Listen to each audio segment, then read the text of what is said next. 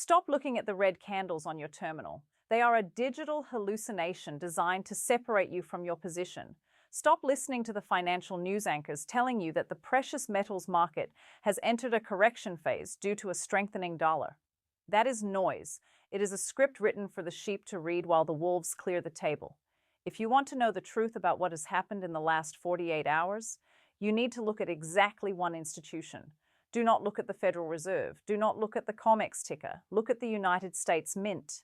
In the most significant signal of the last decade, the United States Mint has effectively ceased operations on its most critical product line. They have suspended sales. They have hung up the closed sign. This is not a technical glitch. This is not a holiday. This is a default of the physical mechanism. The official story being fed to the public is a bureaucratic delay. They claim they are pausing to repricing their catalog. Do not be naive. You do not close the store because the price of your inventory just dropped 30%. In a normal business, when the price of your input collapses, you expand your margins and you sell as much as possible. But the United States Mint is not doing that. They have stopped selling the Silver Eagle, the primary retail investment vehicle for the American public, at the exact moment the paper price crashed to $85. Why would a vendor refuse to sell a product when customers are lining up around the block to buy the dip? The answer is the single most terrifying reality in the current financial architecture. The answer is that they do not have the silver, or more accurately, they cannot source the silver at the fake price the paper market is quoting. This is the moment we have been warning you about. This is the decoupling. The paper price of silver on the Comex exchange says 1 ounce is worth $85. The physical reality of the supply chain says that at $85, the metal does not exist. It stays in the ground, it stays in the vault, it stays in Shanghai. When the official mint of the global reserve currency cannot sell its own coinage because the spot price is too low to cover the replacement cost of the raw metal, the price discovery mechanism has officially failed. The casino has run out of chips, and instead of admitting bankruptcy, they have simply locked the doors and told the players to come back later. This is not a market fluctuation. This is a broken spine. But the suspension of the United States Mint is just the surface fracture. It is the visible symptom of a much deeper, more malignant rot spreading through the entire Western financial system. To understand why the Mint collapsed, you have to look at the coordinated attack that took place on the paper markets. In the last 48 hours, we witnessed a textbook liquidity extraction event. The Chicago Mercantile Exchange changed the rules of engagement in the middle of the firefight. They raised margin requirements on silver contracts to 9% of the notional value. This was not a safety measure. This was a weapon. By switching the calculation from a fixed dollar amount to a percentage-based floating rate during high volatility, they forced every leveraged long position to come up with billions of dollars in fresh collateral overnight. This was a margin call designed to fail. The entities holding long positions, the speculators betting on the currency collapse, were forced to sell their positions at any price to meet the new liquidity requirements. This triggered a cascade of automated selling. Algorithms sniffed out the distress and hammered the bids, driving the price down from $121 to $85 in a vertical line. This wiped out trillions of dollars in notional wealth. It destroyed the portfolios of the retail investor. It looked like a bloodbath. But to the forensic eye, it looks like a clearance sale for the banks. The bullion banks, the entities that were short this market, used this engineered crash to cover their positions. They bought back their short contracts at a discount, exiting the burning building with a profit while the retail investor burned. However, their victory is Pyrrhic. They have won the paper war, but they have lost the physical war. And the proof of this loss is visible in a data point that almost no one in the mainstream media is reporting. While the price in New York and London was collapsing, the price in Shanghai was doing something impossible. The premium on the Shanghai Gold Exchange for physical silver exploded to $16 over the international spot price. Let that sink in.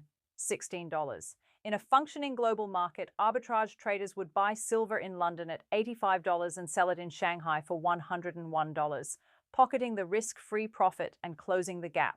That is how markets work. That is how physics works. But the gap did not close. It widened. This implies that the arbitrage mechanism is broken. It means you cannot move metal from London to Shanghai. Why? There are only 3 possibilities, and all of them are catastrophic for the Western consumer. Possibility 1 is that the vaults in London are empty. The silver is leased, rehypothecated, and encumbered so many times that nobody actually owns the title to move it. Possibility 2 is that there is a soft export ban in place, preventing strategic resources from leaving the West as war preparations escalate. Possibility 3 is that the logistics chain has been severed by kinetic events in the shipping lanes. We know for a fact that the third possibility is active. The Red Sea is a no-go zone. The Houthi forces have successfully targeted commercial shipping with a level of precision that renders insurance coverage void.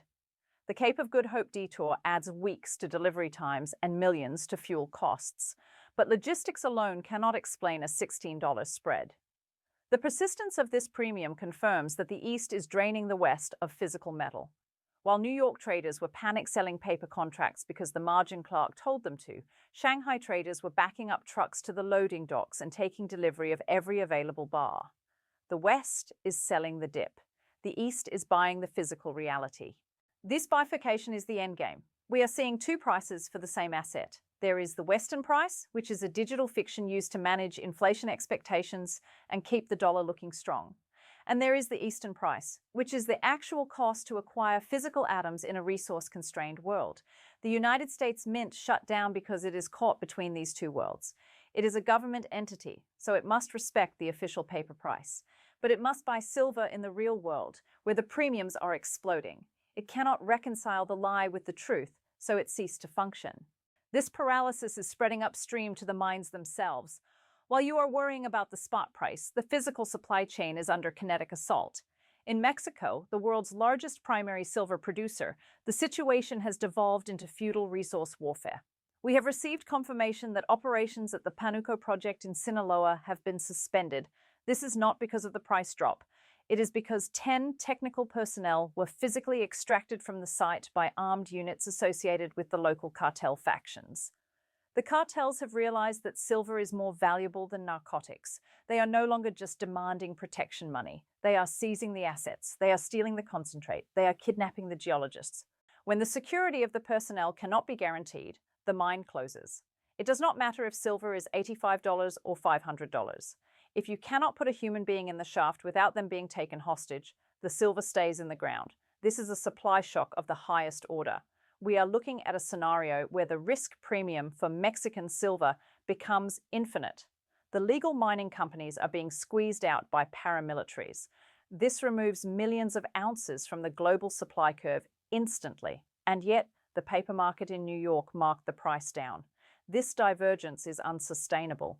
Physics will eventually crush the paper market, but the transition will be violent. The situation is equally dire in Chile. At the Manto Verde mine, labor unions have weaponized the water supply. They have seized the desalination plant. In the Atacama Desert, no water means no copper and no silver. They have identified the single point of failure and they have clamped it shut. Operations are throttling down. If the water blockade continues for another 96 hours, the output hits zero. We are witnessing the simultaneous removal of supply from the top two producing regions in Latin America, driven by kinetic actors who do not care about the Federal Reserve's interest rate policy. They control the atoms. The bankers only control the bits. And who is consuming this dwindling supply? It is not just the coin collectors who are now turned away from the U.S. Mint. It is the industrial complex. The solar energy sector is currently devouring more than 50% of global silver supply. The new high-efficiency panel technologies require 3 times more silver per unit than the old models. This demand is inelastic. A solar panel factory with a government contract to meet net zero targets by 2030 cannot substitute silver with copper without destroying the efficiency of the panel. They must have silver. If the price goes to $200, they will pay it. If the price goes to $500, they will pay it. Their alternative is bankruptcy and breach of contract. These industrial buyers are now competing directly with the monetary buyers in the East. The BRICS Alliance has operationalized their new trade settlement unit. It is 40% backed by gold. This has created a permanent bid under the precious metals market. They are not buying for capital appreciation. They are buying for sovereign survival. They are buying to bypass the SWIFT system. This is why the gold price only retraced to $4,900 while the silver price collapsed. The central banks are defending the floor. They are vacuuming up the physical float. The United States Mint running out of silver eagles is the canary in the coal mine. It signifies that the buffer stock is gone. The inventories that allowed the West to suppress the price for decades have been depleted. The Comex registered inventory is down to 107 million ounces. At current prices, that is roughly $10 billion.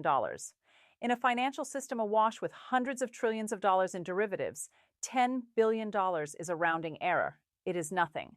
A single hedge fund could clear out the entire registered inventory of the Comex in a single morning if they stood for delivery.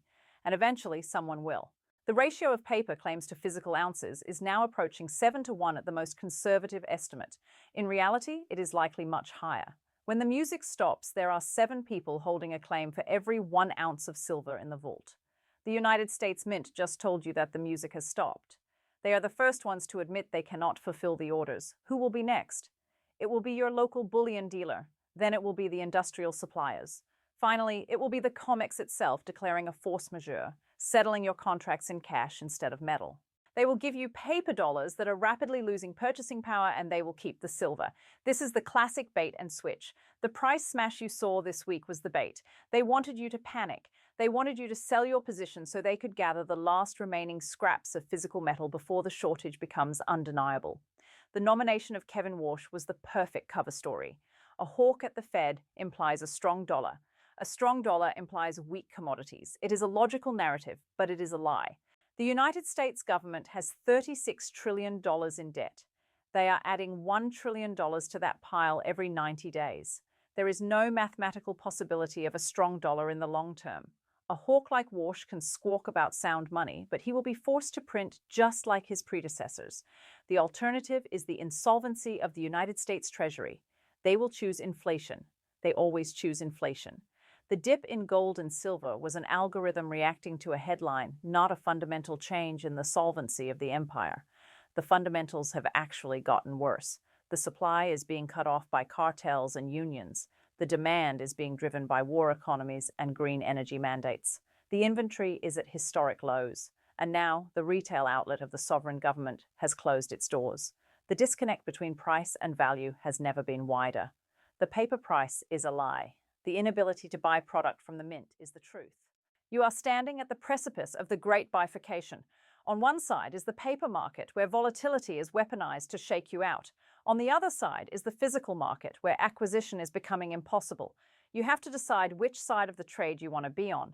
Do you want to hold a digital contract that can be margin called to zero in a nanosecond?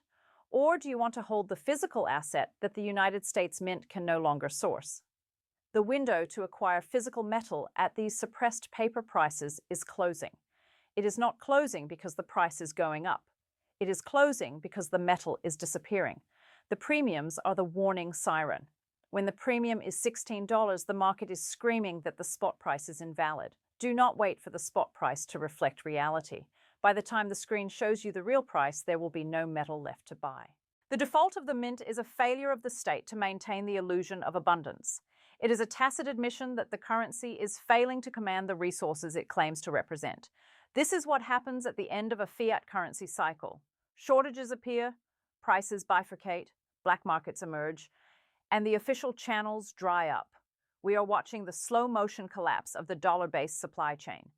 The extraction of wealth from the uneducated to the informed is happening right now. The informed are ignoring the price drop and emptying the vaults. The uneducated are panic selling at the bottom. The United States Mint has made its move. It has withdrawn from the field. It has preserved its remaining stock by refusing to trade. You should consider doing the same. Do not be distracted by the political theater. Do not be distracted by the nominal price. Focus on the ounces. Focus on the possession. Focus on the fact that the most powerful mint in the world is out of stock. If they cannot get silver, what makes you think you will be able to get it next month? This is a liquidity crisis of the physical kind. The paper leverage is unwinding, and the naked swimmers are being revealed. The Comex is naked. The mint is naked. The only people who are clothed are the ones holding the metal in their own possession. Do not trample the facts in a rush to react to the noise. The facts are clear. Supply is dying. Demand is exploding. The price is manipulated, and the dealer has left the table. Now, I want you to perform a personal audit. I want you to go to your safe. I want you to count exactly how many ounces of physical silver you hold in your possession. Not ETF shares, not mining stocks, not unallocated pool accounts. Physical metal that you can touch. If that number is 0, you are a volunteer victim in the coming wealth transfer. You are relying on a system that has already begun to default. Do not hide from this reality. If your number is 0, write the word 0 in the comments below. Acknowledge your position so you can change it. If you have a stack, write the number down. Let the world see who is prepared and who is exposed. The mint has closed. The window is shutting. Make your move before the sold out sign hangs on the entire world.